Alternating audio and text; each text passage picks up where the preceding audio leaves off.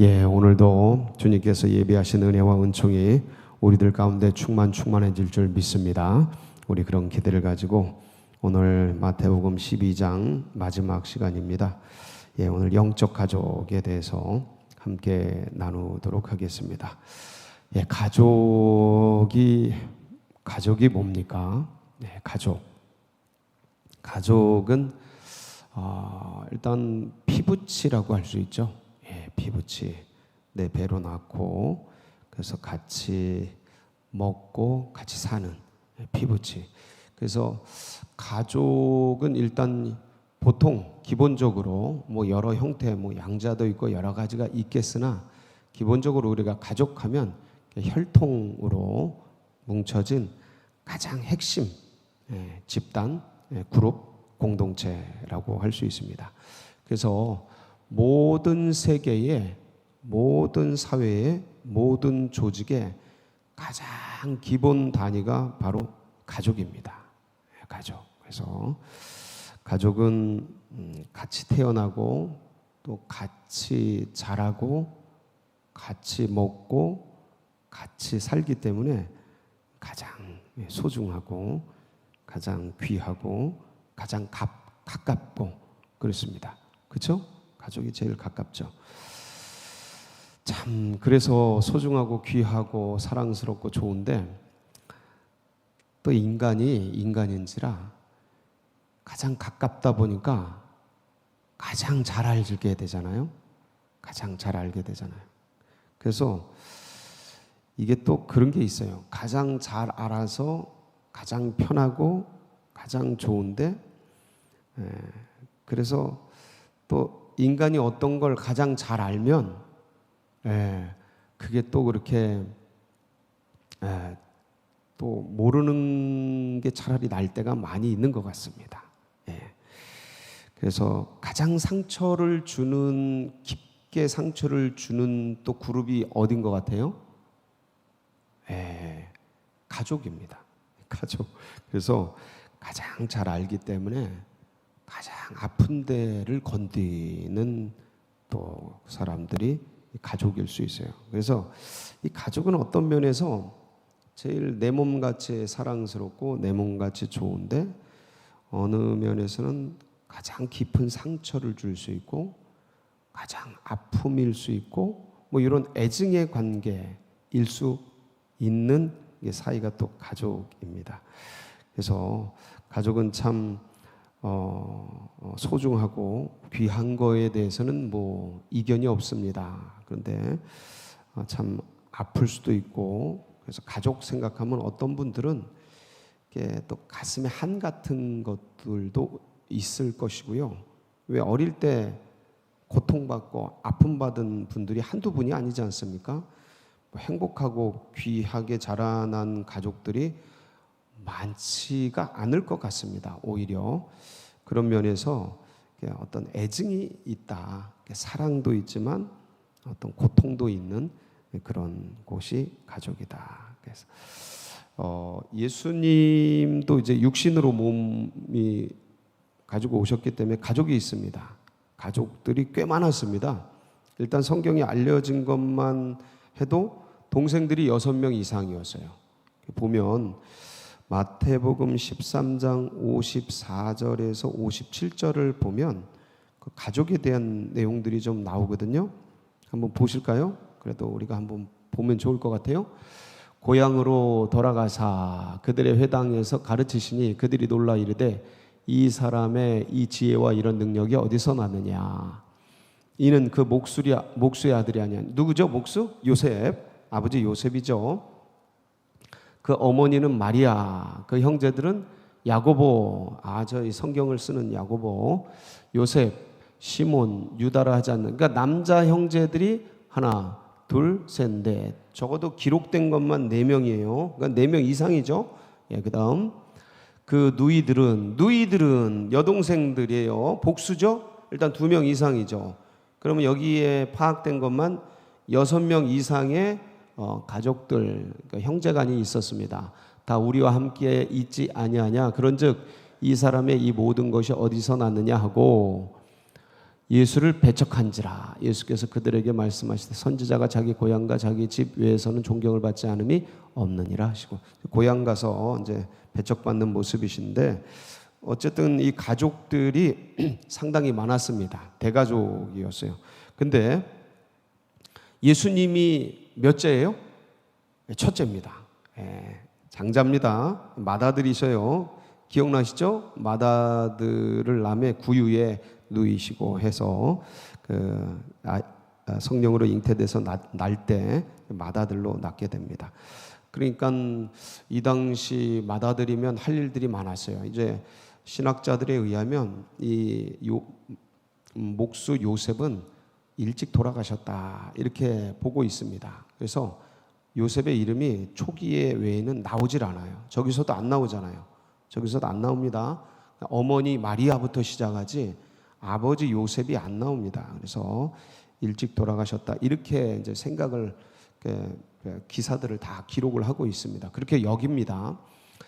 그러다 보니까 사실상 아버지 역할을 했던 사람이 누구겠습니까? 맏아들입니다. 어디든지 아버지가 안 계시면 맏아들이 아버지 역할을 하게 되죠. 근데 여러분도 아시다시피 이 당시에 예수님이 이제 공생애를 사역하신다고 막 나가서 복음을 전하시고 이럴 때 서기관과 바리새인들이 예수님에게 어떤 여론전을 펼치냐면 바알세불이 집혔다고, 미쳤다고 합니다. 이게 귀신 들렸다. 그래서 바알세불이 집혔다 하는데 이걸 많은 사람들이 믿게 돼요. 믿게 되는데 이때 예수님의 친척들도 예수님이 미쳤다고 생각하게 됩니다. 마가복음 3장 21절이죠. 한번 볼게요. 여기 보면 이렇게 기록이 되어 있어요. 예수의 친족들이 듣고 그를 붙들러 나오니 이는 그가 뭐함이로라? 미쳤다. 그러니까 그때 당시에 유대교의 지도자들이 예수를 미쳤다고 정죄하고 판단하고 그렇게 이제 여론몰이를 해가면서 아마도 또 그렇게 생각했던 것 같아요. 진짜로 미친, 그러니까 이단 어떤 그런 잡배처럼 여기면서 귀신을 힘입어서 저런 짓을 한다고 아예 그렇게 여겼던 것 같아요. 그래서 이것들을 이제 많은 사람들이 믿게 되는데, 이러다 보니까 가족들도 처음에는 예수님을 안 믿었습니다. 처음엔 예수님 안 믿었습니다. 요한복음 7장 5절에 보면 가족들에 대한 얘기가 나옵니다. 가족들의 신앙에 대한 얘기가, 거기 보면 이는 그 형제까지도 예수를 믿지 아니함이더라. 그러니까 어떻게 여겼냐면 오빠가 이렇게 됐다고 생각을 했어요. 그러니까 친척들, 가족들 처음에는 안 믿었어요. 아무래도 사회 지도자들이 다 미쳤다 그러니까 미쳤나 보다, 그런가 보다 그렇게 생각을 했어요. 그래서 오늘 이 말씀이 사실은 어떤 배경에서 나온 말씀이냐면, 긍정적으로 이 예수님의 동생들과 어머니가 예수를 긍정적인 면에서 와서 보고 만나러 온 게 아니고 사실은 이제 잡으러 왔다, 미친 사람 데리러 왔다, 술 취한 분 이렇게 모시러 온 것처럼 그러한 맥락에서 보시면 됩니다. 긍정적인 면으로 동생들과 어머니가 이 예수님 사역 초기입니다, 이때가. 그래서 예수님을 데리러 온 것은 아니다라는 전제를 가지고 말씀을 좀 보면, 이때 이제 예수님은 어머니와 동생들이 왜 왔는지 알고 있습니다. 이미 알고 있어요. 그래서 그런 거에 대해서 탓하지는 않으셔요. 예수님이 자기 동생들이 자기를 어떻게 여기든 어머니가 자기를 어떻게 여기든 그런 거에 신경 안 쓰고 예수님은 끝까지 어머니 섬깁니다. 마지막까지 십자가에 돌아가면서 어머니를, 그 고통 속에서도 어머니를 기억하면서 사도 요한에게 어머니, 네 어머니다 그러면서 어머니를 맡기잖아요. 마지막까지 어머니를 이제 섬기면서 끝까지 효를 다하는데, 근데 문제는 뭐냐면 공생애를 살아가면 이제 공적 생애잖아요. 사생활을 사는 게 아니고 공생활을 살아갑니다. 여러분, 군인의 길을 가는데 집에 와서 어머니 돌보고 뭐 이런 거 할 수 있습니까? 그렇지 않습니다. 마음은 가 있지만 어머니에게 효도하고 싶고 아버지에게 효도하고 싶지만 뭐 선교사들 보세요. 이번에도 이제 장례가 내고 여러 가지 일들이 있는데 밖에 외국에 나가서 선교하고 목회하고 그런 분들 보면 집안에서 여러 일들을 돕고 싶고 뭐 하고 싶어도 할 수가 없어요. 왜냐하면 지금 공생애를 살고 있잖아요. 하늘의 부름을 받아서 살고 있는데 이제 거기를 가는데 참 그게 쉽지가 않습니다. 그래서 예수님도 마찬가지죠. 이 공생애를 살아가는데 그렇게 하고 싶지만 나는 그런 미친 게 아니다. 뭐 이런 거 다 같이 있으면서 섬기고 싶고 그렇지만 그럴 수 있는 입장이 아닌 거예요. 그러다 보니까 이제 가족이 왔을 때 동생과 어머니가 왔을 때 함께 있는 사람들에게 뭘 가르쳐 주고 싶었냐면 진짜 가족이 뭔지를 알려주고 싶었던 거예요. 왜 우리들도 아이들에게 어떤 일이 있을 때 이 일을 기반으로 해서 A라는 일을 기반으로 해서 아이들에게 인생을 어떻게 살아야 되는지 또 뭐 신앙은 어떻게 해야 되는지 뭘 가르치는 계기로 삼지 않습니까? 요게 이제 바로 그런 장면이라고 보시면 돼요. 어머니와 동생들이 왔고 예수님의 피부치죠. 가족이에요. 진짜 혈통적 가족이에요. 뭐 피가 섞인 건 아니지만 어쨌든 같이 먹고 자란 가족인데 이 가족이 찾아왔을 때 자신과 함께 이렇게 말씀 나누고 하나님의 뜻을 쫓아가는 이 공동체 가운데 진짜 가족이 뭔지를 알려주고 싶었던 거예요. 여러분, 우리는 진짜 이제 혈통적 가족이 있습니다. 가족이 있어요. 근데 이 가족이 진짜 뭘 의미하는지 오늘 이 말씀을 통해 우리도 배워야 하는 거예요. 왜냐하면 우리는 이게 그림자라는 거를 생각을 안 해요. 그러니까 이 땅에 있는 이게 전부 그림자라는 걸 생각을 안 해요. 다른 거는 그래도 영적으로 이것이 영적으로 이걸 말하는 거야 저걸 말하는 거야 이해를 하는데 가족만큼은 그렇게 생각을 안 해요. 이게 진짜 가족인 줄 알고 혈통적 가족이 진짜 가족인 줄 알고 있어요. 여러분 이거 그림자입니다. 주님 그거 가르치시는 거예요. 그거 놔라. 왜냐면 우리가 여기서 가족에게서 나고 혈통이 이어지고 그 다음에 같이 먹고 같이 자라고 사고와 생각이 여기서 배양되고 그리고 이것 속에서 내가 나오기 때문에 이게 진짜 나의 터전이고 영원한 보금자리고 영원한 근원이고 이것이 진짜 가족으로 생각하는 게 뿌리 깊이 이제 새겨져 있어요. 근데 그렇지 않아요.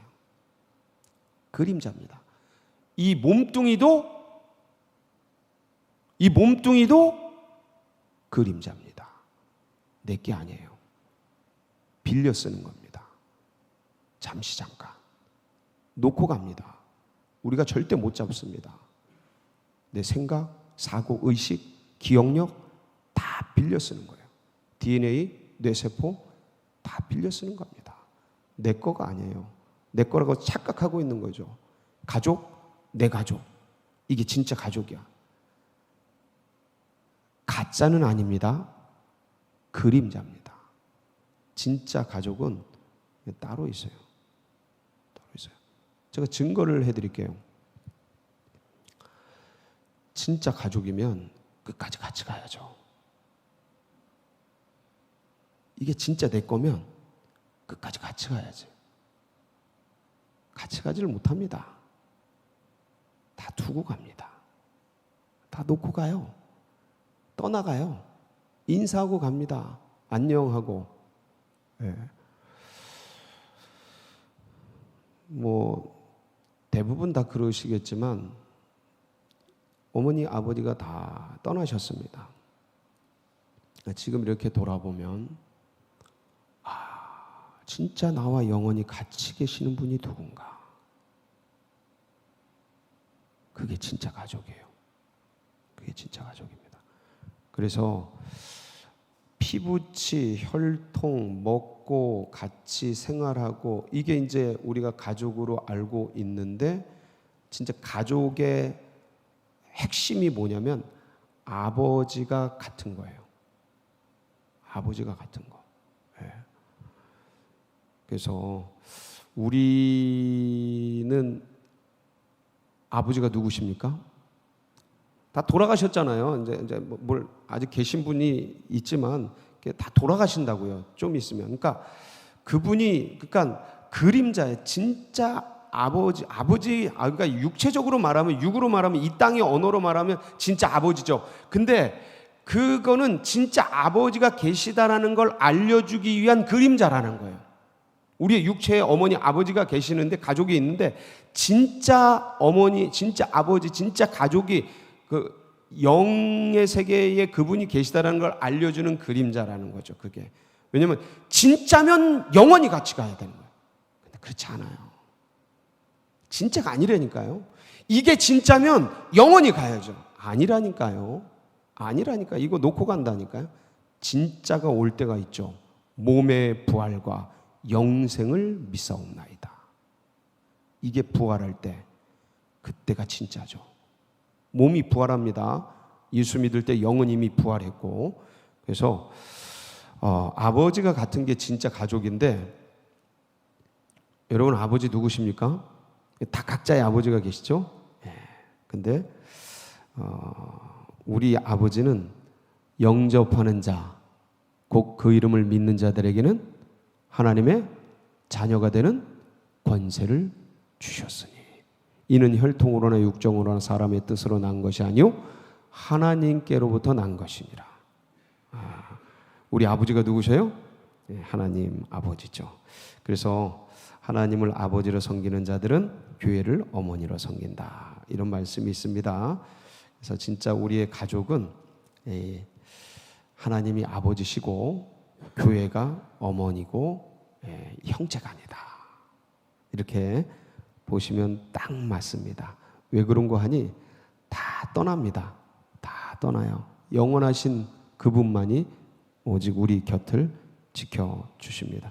그래서 성경에서는 진짜 아버지에 대해서 로마서 8장 14절에서 17절에 이렇게 기록을 하고 있습니다. 한번 보실까요? 무릇 하나님의 영으로 인도함을 받는 사람은 곧 하나님의 아들이라. 너희는 다시 무서워하는 종의 영을 받지 아니하고 양자의 영을 받았으므로 우리가 아빠 아버지라고 부르짖는. 저 뭐라고 불러요? 아빠 아버지. 누구를요? 하나님을. 누가? 영접한 자들이, 우리가. 아버지가 같은 분들이죠. 그래서 성령이 친히 우리의 영과 더불어 우리가 뭐인 것을 증언하십니까? 하나님의 자녀인 것을. 그러니까 이게 성령께서 다 우리를 하나님의 자녀로 인쳐주시죠. 그래서 자녀이면 또한 상속자, 곧 하나님의 상속자요 그리스도와 함께한 상속자니 우리가 그와 함께 영광을 받기 위하여 고난도 함께 받아야 할 것이니라. 하나님의 상속자들이죠. 하나님의 자녀이면서. 그래서 우리가 같은 아버지를 섬기면서 진짜 가족은 아버지의 뜻을 행하는 겁니다. 어디에 기록되어 있어요? 오늘 50절 말씀, 마지막 절 말씀 같이 한번 읽습니다. 시작. 누구든지 하늘에 계신 내 아버지의 뜻대로 하는 자가 내 형제요 자매요 어머니니라 하시더라. 내 아버지의 뜻. 하나님 아버지의 뜻이죠. 하나님 아버지의 뜻이 뭡니까? 하나님 아버지의 뜻이 뭘까요? 디모데전서 2장 4절에 보면 하나님 아버지의 뜻이 이렇게 기록되어 있습니다. 보실까요? 하나님은 모든 사람이 구원을 받으며 진리를 아는 데 이르기를 원하시느니라. 모든 사람이 구원받는 것. 하나님의 뜻, 하나님의 일이죠. 하나님의 일은 요한복음 6장 29절이에요. 보세요. 요한복음 6장 29절. 예수께서 대답하여 이르시되 하나님께서 보내신 일을 믿는 것이 하나님의 일이니라. 자 보세요. 하나님께서 보내신 자 예수 그리스도 영접하는 자 곧 그 이름을 믿는 자들은 하나님의 자녀가 되고 하나님의 자녀들은 하나님의 뜻을 행하는 건데 하나님의 뜻은 모든 사람이 구원받는 거예요. 이 일을 위해서 자신의 생애를 드리는 자들. 그게 영적 가족입니다. 여기 계신 분들, 우리들 오늘도 주님의 이 뜻을 품고 전심으로 달려가는 그런 복된 하루 되시길 축복합니다. 같이 기도하시겠습니다. 주님의 뜻을 품고 나아가는 이 영적 가족들, 오늘도 아버지의 뜻을 이 땅에서 이루어드리는 복된 생애가 되도록 주님 기름 부어주시고, 특별히 고난당하고 있는 우리 형제들, 영적 가족들이 있습니다. 우리 소덕영 안수 집사님과 환우들을 기억하시고, 또 이번 주 토요일, 주일 유치부, 또 여름 캠프 시작되고 주일과 월요일 우리 중고등부 수련회가 있습니다. 위에서, 다음 세대 위에서 성령 충만하도록 여러분 각자의 기도 제목 붙들고 우리 주여 부르짖고 기도하며 나갑니다. 부르짖습니다. 주여, 주여, 주여.